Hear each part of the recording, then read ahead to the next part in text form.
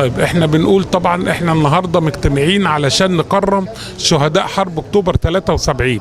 الناس دي ضحت بارواحها وضحت بانفسها وضحت بانها بتترك اهلها واولادها وخلافه علشان مصر كانت بتحيا.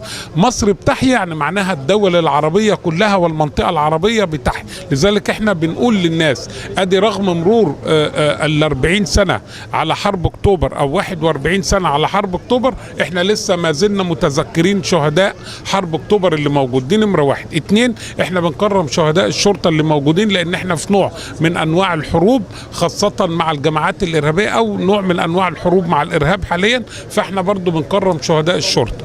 دوت الهدف الاولاني من المؤتمر او الاجتماع. الهدف الثاني اللي موجود احنا بنعمله علشان نعمل نوع من انواع التحالف والتضامن بين معظم شركات المقاولات والمقاولين وكل من يعمل في مجال الاستثمار العقاري والسياحي على مستوى الوطن العربي كله. احنا لازم يبقى لنا نوع من انواع الكيانات الكبيره اللي تبقى على مستوى الوطن العربي. احنا عارفين لما يكون في نوع من انواع الركود الاقتصادي او تباطؤ النمو الاقتصادي اللي بيقوم باعاده تشغيل وتفعيل وزياده معدلات النمو، نقول البنيه الاساسيه والاعمار بالكامل هم دولت اللي بيزودوا معدلات النمو اللي موجوده.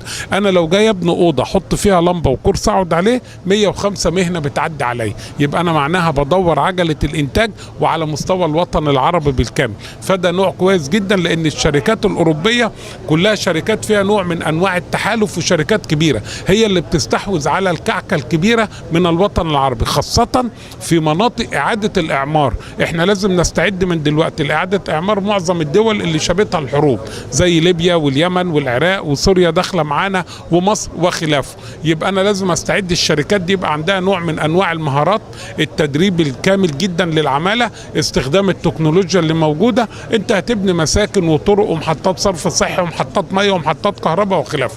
هو ده الهدف من الاجتماع او المؤتمر اللي موجود.